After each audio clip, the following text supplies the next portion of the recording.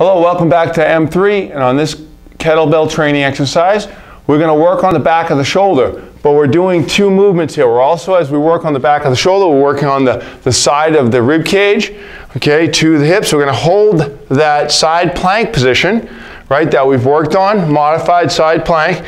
Take that kettlebell, and now we're going to bring the elbow up and over the shoulder, 2, 3, down, 2, 3, back on, leveled off, up, 2, 3, down, 2, 3, leveled off, up, 2, 3, down, 2, 3. And I'm going to change the position just a little bit so you can see how I'm just moving that elbow in front of the shoulder here, then up and over, and then back down, up, 2, 3. I'm trying to find that muscle. So as we hold that side plank, we're looking to find that back of the shoulder and tightening it up through, keeping that side plank position for the whole minute.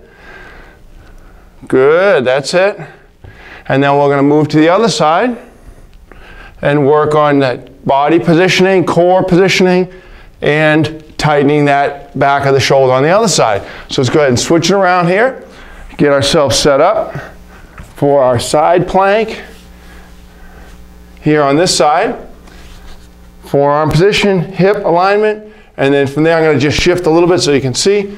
So now take that elbow position and we'll bring it at the shoulder, up, 2, 3, and over, down, 2, 3, up, 2, 3, back at the shoulder, down, 2, 3. Bring in the air in, exhale the air. Good, bring in the air. And exhale the air, keeping the neck neutral. Now, if this gets fatigued at all, you want to make sure you practice more side plank. Also, the kettlebell, you might want to lighten it up a little bit if your shoulder gets tired on one side or the other. Last 3.